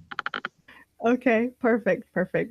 I guess before that, do Luciano or Rekka, is there anything you want to do like at the tavern, or do either of you want to go with Harvo, or no? Like this sounds like we're gonna rest for a day here. Like we're not going anywhere. I assume we're still snowed in and stuff like that and everything. You are snowed in. I have not really had a chance to walk around the town just kind of sightsee. So I think I have made I have made a date with that fan. Okay. Who we should give a name. Oh, that's Lionel. She's in the. Oh, she is. Okay. Yeah. Okay. Great. Yeah, because I don't want this to be like a nameless groupie thing. Right. I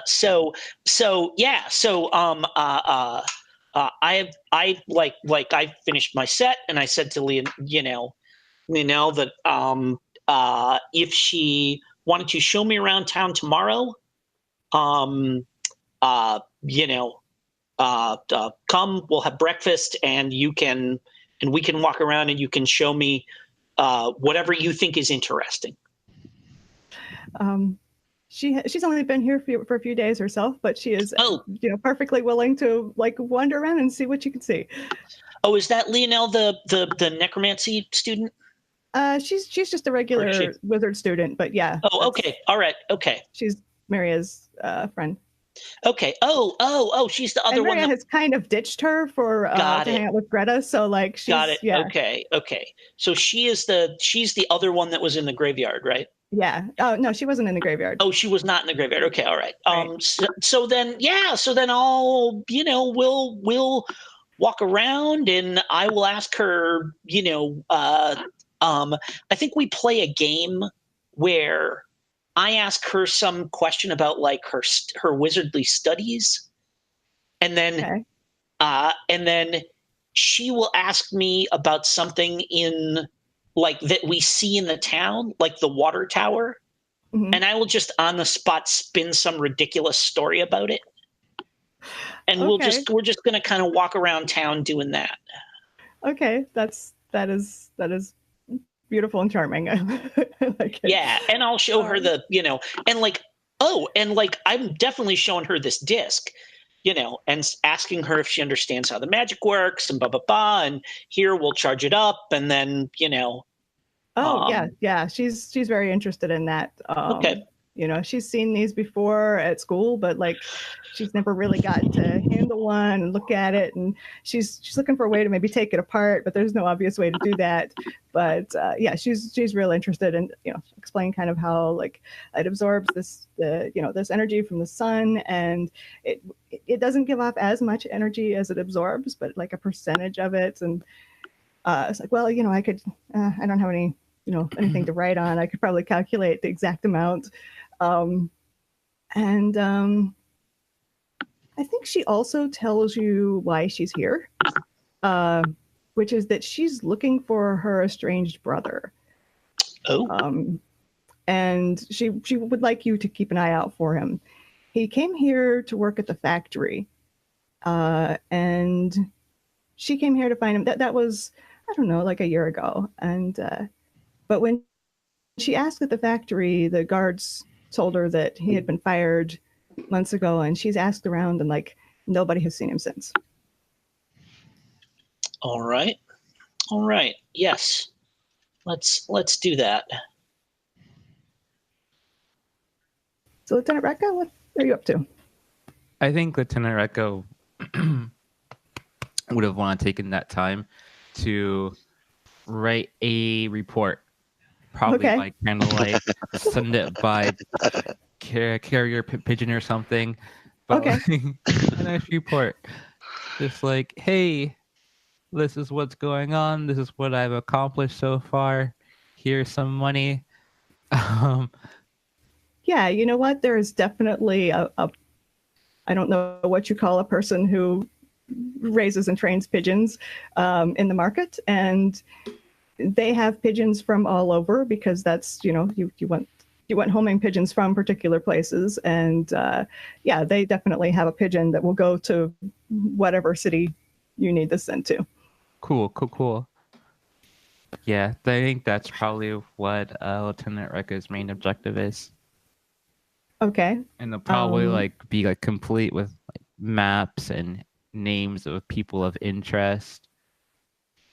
Yeah, the pigeon breeder is kind of looking at, you know, that is a lot of information. Yeah, Write very fast. If you need to send more than one pigeon, feel free to do so. Here's whatever gold. Yeah. Yeah, how much stuff are you sending? As much as possible. I'm Okay. very thorough when it comes to these things. In Yeah, fact, he sends 2 pigeons. I think that's what Lieutenant Rekka is known for in her order. Sends these exhaustive reports that no one ever reads. Yeah, and there's no like TLDR. There's just, you have to read them. It's like that one person that sends super long emails for something very simple. Yeah. There's no bullet points. Nope. No graphs. There are maps, though. There are maps. They do look at the maps. They might not read the report, but they look at the maps. You have to read the report to make sense of the map, because the map doesn't have like a legend to like illustrate like what is what. Okay, yes. Lieutenant Rekka is very popular with whoever has to read reports. They're gonna come in handy one day. Just you wait, and then they're gonna be like, "Man, thank the goddess that Lieutenant Rekka was so detailed in her reports, because we have all the information we need." You're in the market, and you see that that sewer grate that you saw from below yesterday, and like there's still snow around it, and you can see where like the lid has been lifted up and like, you know, pushed aside and made a, you know, big mark in the snow, and then but it's closed now. There are tracks leading to and from it over to like the market stalls. I think I'll close my eyes and ask what here is evil. Okay. The most evil thing that you can sense right now is somewhere over near, there's like a little blacksmith shop kind of at the end of the row of stalls. Okay. It's that way. I'm gonna start walking that way slowly. Okay. Yeah, there's just a guy there looking through the daggers, and there's, you know, the blacksmith and his assistant kind of standing there talking up their awesome daggers. They're okay daggers. Am I getting that vibe from the assistant or from the blacksmith or from the one customer. of the daggers? The customer. Customer? Mhm. Okay. What is the customer doing currently? He's just like admiring the daggers, and, you know, looks like he's considering buying one. Okay. He's too not doing anything actively evil at the moment, but there is definitely a like faint aura of this guy's You would not want to like cross this guy because he's likely to do something awful to you Right. or try to. I too am gonna pretend to look like I'm buying a dagger, but in reality, I'm keeping an eye on him. Okay. Yeah, the assistant is, sees you looking, and she kind of breaks away from the other conversation. She's like, "Oh, are you interested in daggers? What's would you like a one edge or a two edge? Would you like something more for stabbing, something more for slashing? We have swords in the back." She's very like trying to sell you something. Rekka says, "Yes." Yes. Yes. Okay, can I get you something to try? She kind of points to this, like, it's just a bale of straw in the corner that you can, like, throw things at or, practice swinging at to, see if you like the weight of the thing. And she starts handing you stuff. Oh, cool. I will I will act as if I'm intrigued and engaged with the weight of the dagger and the craftsmanship, but I'm looking, or like I'm just kind of like side eyeing this customer as well.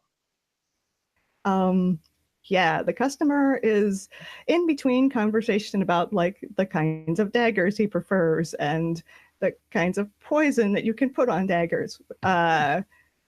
He's also asking questions about have you seen any activity around like the sewer grates? Have you seen people come up from underground? Have you seen people lurking around who shouldn't be here or who you've never seen before? Or who it looked like they're covered in sewage? So he's And asking... the blacksmith's kind of looking at him like, no, I haven't seen anyone covered with sewage. I think I would remember that. I mean, kids dare each other to go down in the sewer all the time and like, graffiti the walls and they always come running back up and screaming because who knows what's down there, but it's probably nothing good. Right. But he's very interested in sewers. Yeah. Okay, cool. I'm just gonna... Yeah, I think that's what I'm doing. I'm gonna wait for this guy to leave, and then I'm gonna follow him, see where he goes, see if he leads me to any other people or persons of interest. Okay. And Yeah. if I linger for a certain period of time, or this dude lingers for a certain period of time, then I'm gonna do the right thing and just purchase like whatever dagger I happen to be near that's reasonably priced, just so that I'm not taking up space, and just Okay. Yeah. and just be like, you know what, I don't want anything after all. Okay. Yeah. I think to not look suspicious, you're gonna have to buy a cheap dagger. Yeah. Yeah. Like a little 1 gold. You now have a thrown dagger. Cool. That might be useful. Yeah. You never know.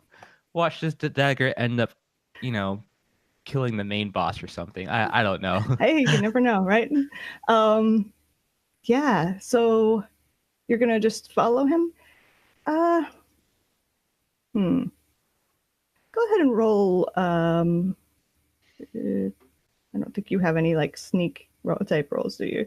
I don't. I wouldn't imagine for a paladin. And I don't think there's like a basic roll or basic move that covers it. So I think it's just defy danger, probably dex. Okay. You do have that shiny armor and the cop aura, so yeah. 10. Okay, yeah. You can follow this guy, and he does not notice you, or if he does notice you, he doesn't realize that you're following him. Thank you, Dagger. And he leads you around, like he's asking a lot of people these same set of questions. Have you seen anyone come out of the sewer, etc.? People seem to recognize him. Some people seem a little nervous around him, like he's kind of intimidating. He's not a big guy. He's kind of small and wiry. He already has a dagger on him. And he moves like somebody he's very graceful. He moves like somebody who's trained to, I don't know, fight or dance or do some sort of physical thing that requires a lot of coordination. But he stops at other stalls and he asks kind of the same questions, and he, occasionally will buy something, just small stuff. He'll buy a snack and eat it as he's walking, things like that. And he goes to the tavern, where I think both of the others have already left.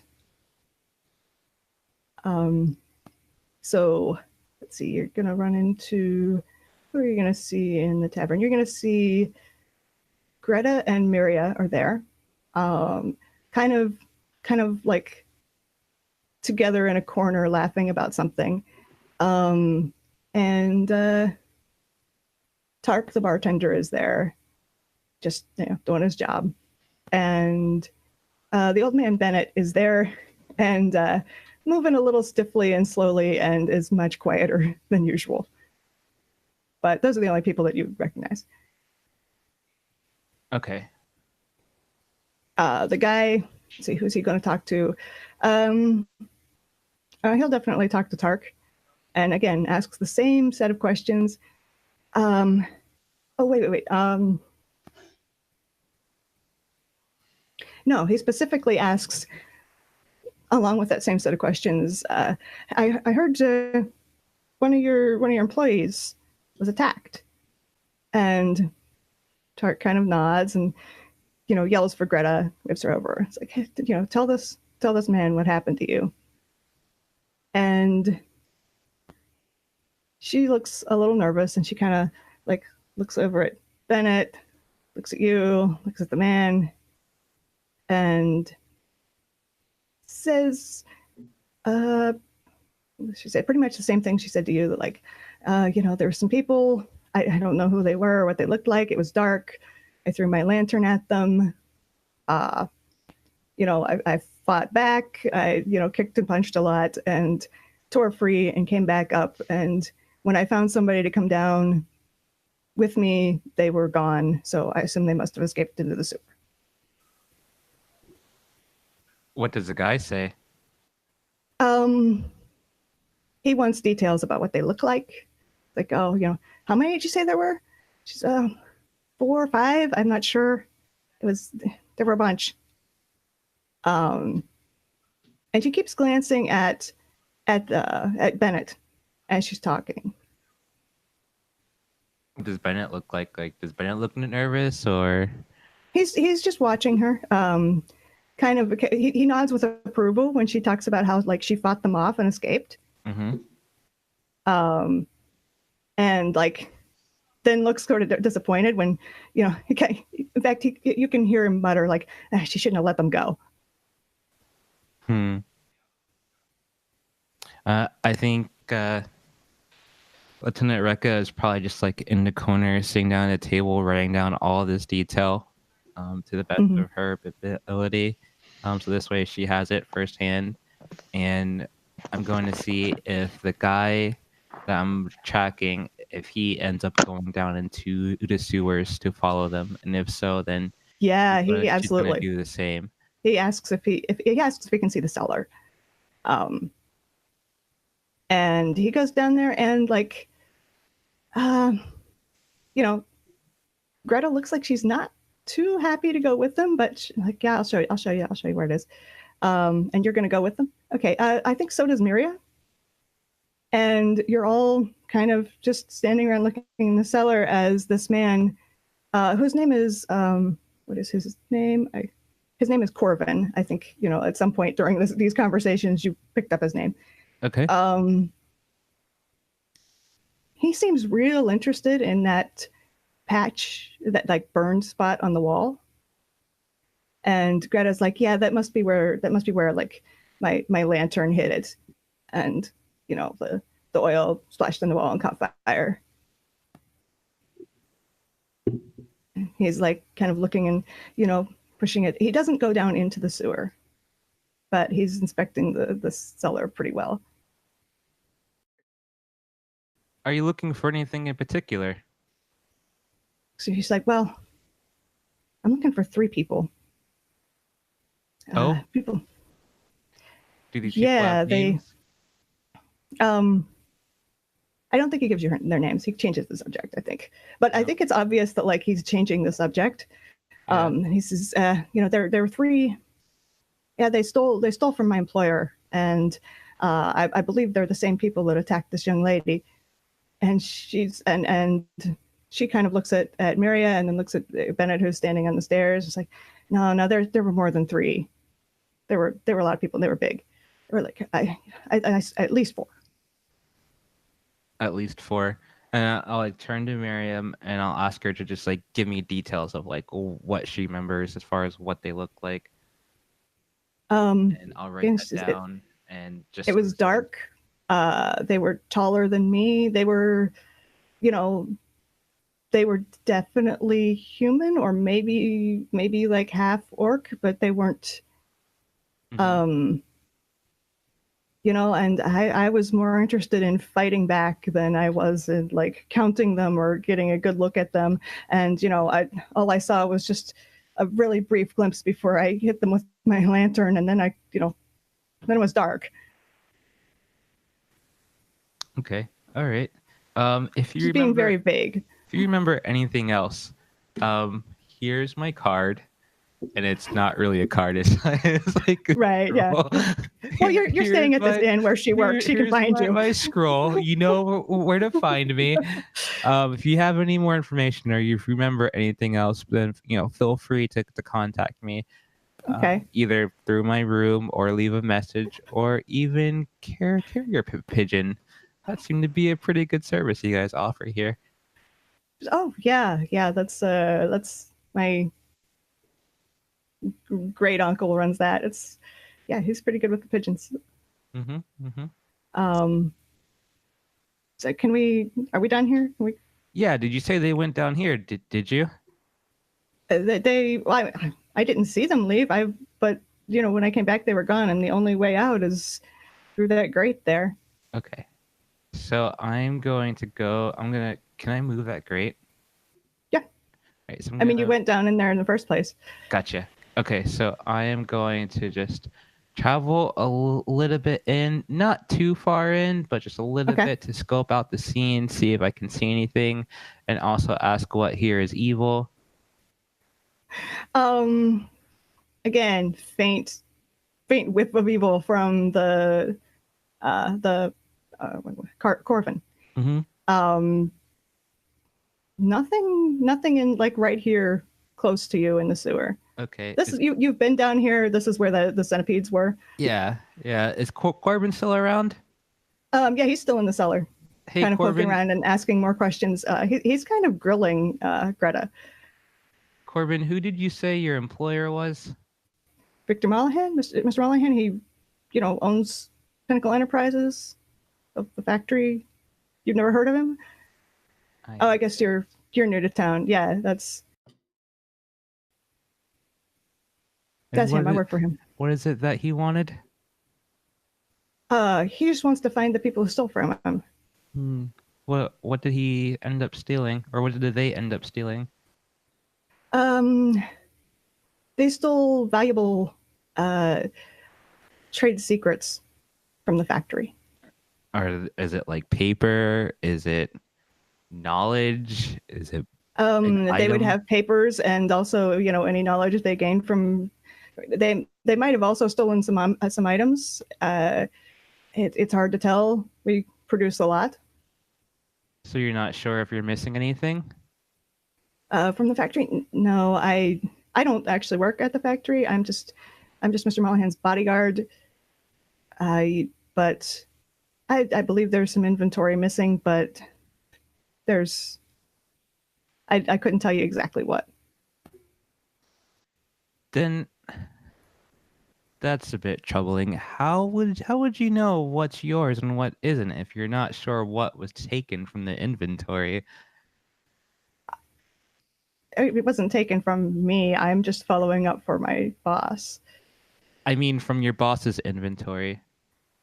I mean, if you think this will help, you're looking for these people too, right? Perhaps. If you think it'll help, I suppose I could go get you a list of things that were stolen. Yeah, I think that'd be more than helpful. he nods and it's like, all right. I find you here this evening. Sure, I'll be here. All right, I'll bring by the list. And he kind of like rolls his eyes a little bit, and then he kind of like thinks about it for a second. It's like, well, if you see any sign of these people, you'll let me know, right? I will deal with them accordingly to the crimes and trespasses that they have committed under rules and regulation.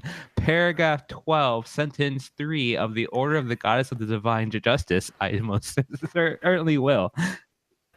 Oh, you're worse than our sheriff.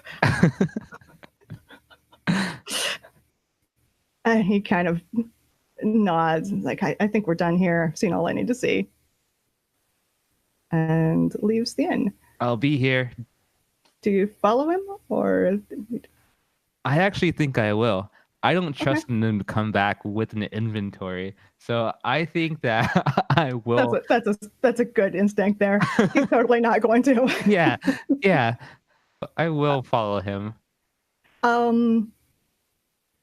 Yeah, you follow him down kind of the main road, and then off the main road down this long driveway into this big fenced estate is probably the closest word for it. It's a little overgrown, but it's clearly still, lived in. And I don't think you can follow him into the gate without being spotted, because there is a guard at the gate. Okay. So what would you like to do? I'm going to do just that. I know that I probably can't, but I'm going to do just that. No, the guard steps out in front of you. Says, what do you want with Mr. Mollahan?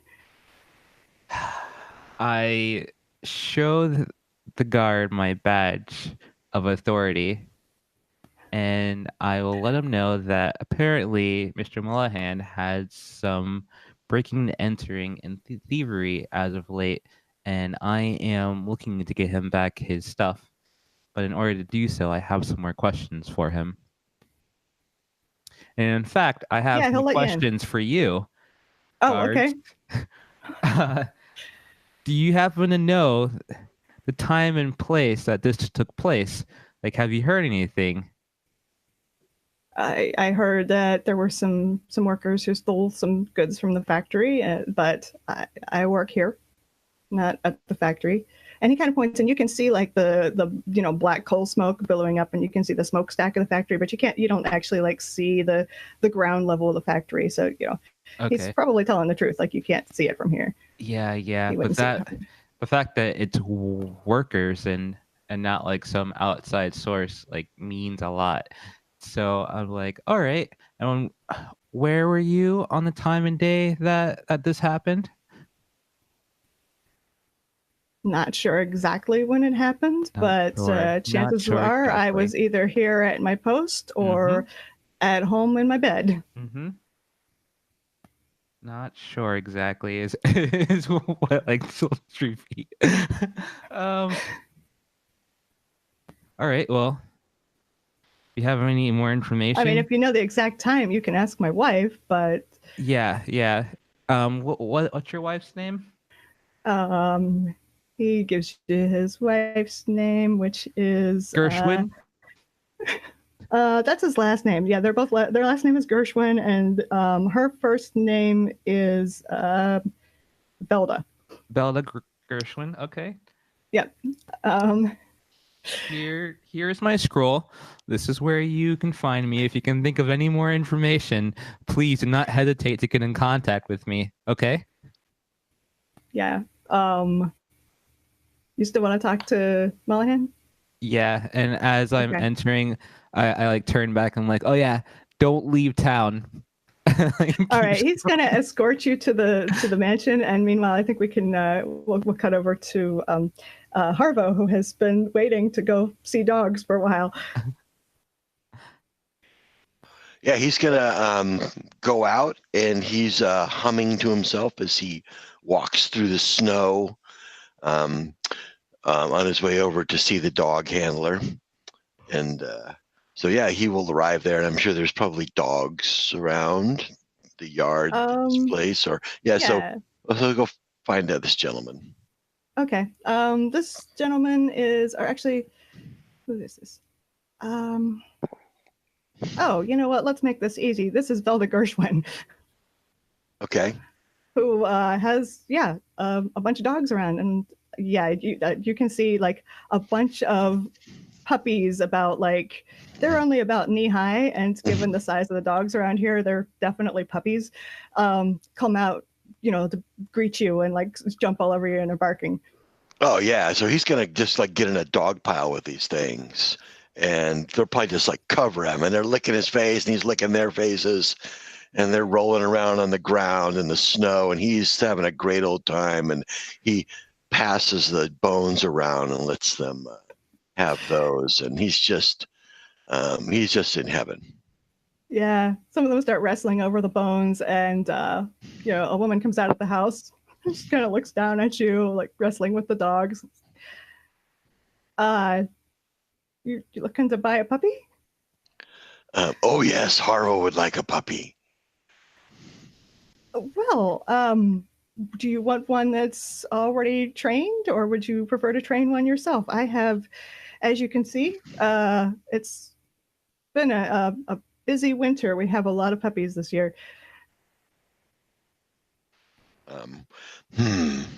So trained means smart.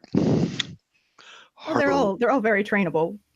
Some of them are already, they're trained to come when you call, and housebroken, and they make good pets. They do what you tell them to do most of the time. And some of the younger ones, you'll have to train them yourself because they don't know what to do yet. So I think he's going to. A lot of this is fairly abstract to him, and so he's more focused on finding one that just seems to. Is there one that stands out? Is there one that's especially fond of him that won't leave him alone? Or yeah, there's one who like is not tempted to leave your side even for the pork bones that you throw to the others.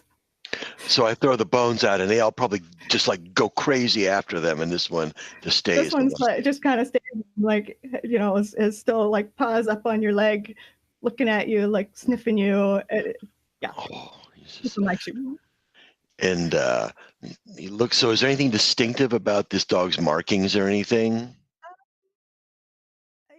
He's got like a white stripe, like the white stripe down his forehead, and most of them don't have that. Most of them are more like white with brown spots. This one's like brown with white patches in the white stripe.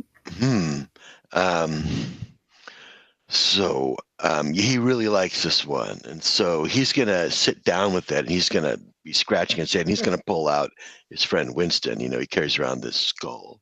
Oh yeah. And he says, Winston, he goes, I think this puppy likes me. He reminds me of Wolfie. Poor Wolfie. I miss him. What do you think? And he looks at the skull.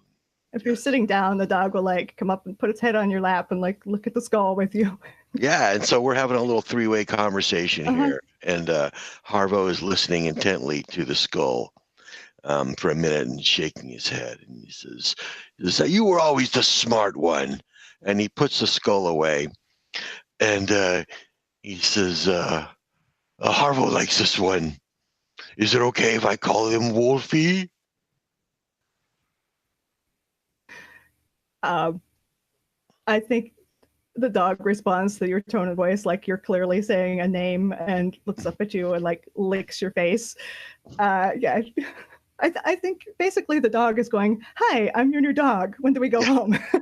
So Harvo's down. So he's going to pull out his little bag of coins. And he's going to hold it out. And he says, yes, I would like this one. She's like, well, that one's partly trained already. He's reasonably housebroken. He'll usually come when you call. So what is a fair price for a dog?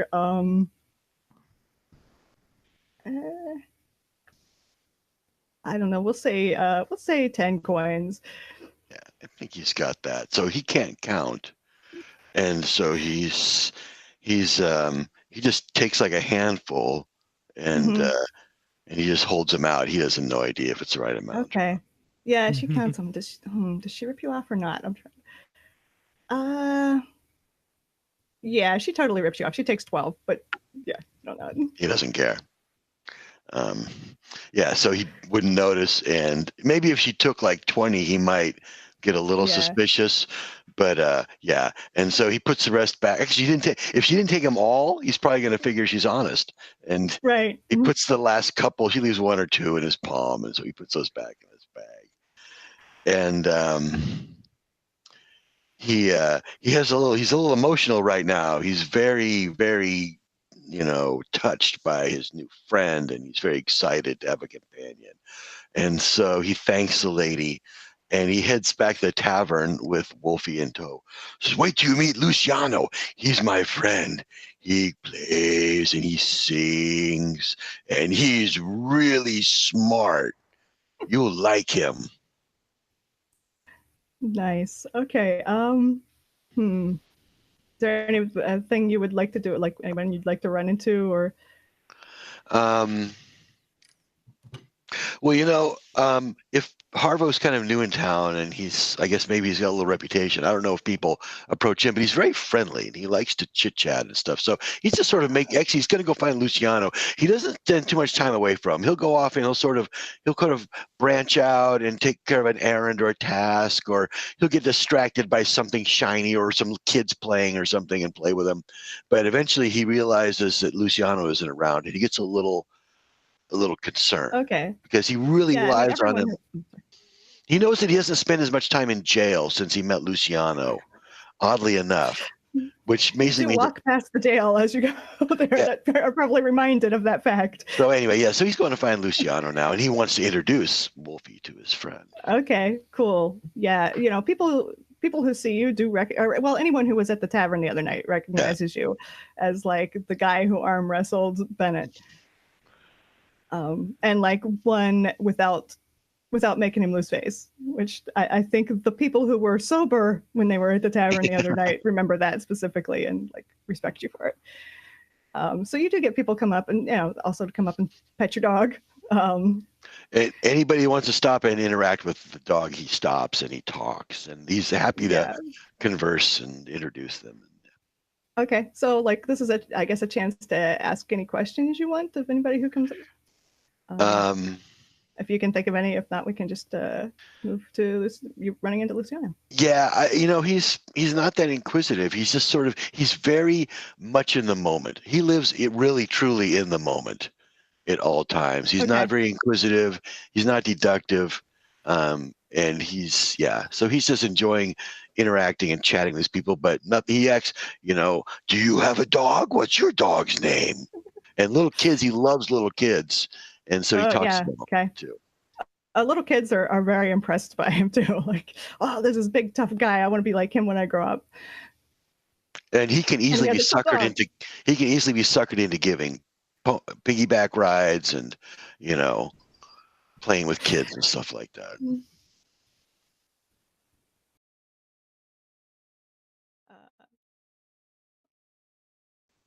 So Luciano, when you come across Harvo with like 2 kids hanging off of him and a dog, winding around his feet.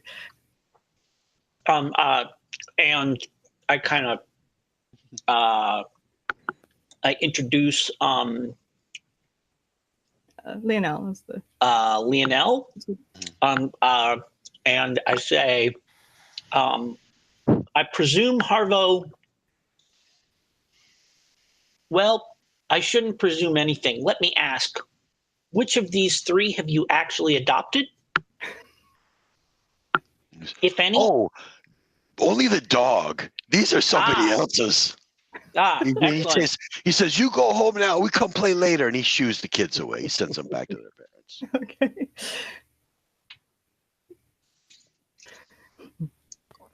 So, Harvo,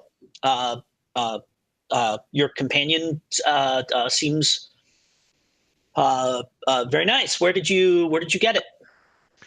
Well, the nice lady down the road, she had so many puppies, but this one, he told me that he wanted to come with me. And I asked Winston, and Winston said that was a really good idea.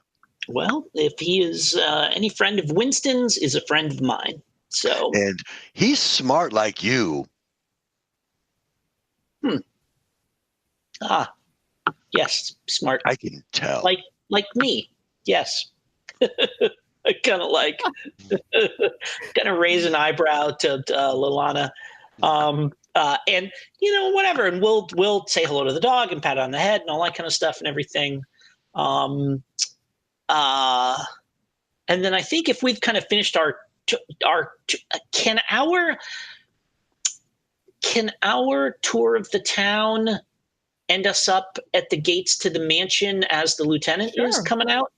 That seems like maybe even a good place to wrap up. Yeah, that works. Okay. And I actually forgot to mention the reason all these people are out that weren't out earlier is that it's much warmer. Oh, and okay. It's much sunnier, and the snow is melting, and it's not there's still snow on the ground, but it's kind of slush and mud now. Sure. So everyone's kind of splattered with mud, but also everybody is like, oh my God, it's not freezing cold. Let's go outside. Got it. Yeah. We're getting enjoy the smog. Okay.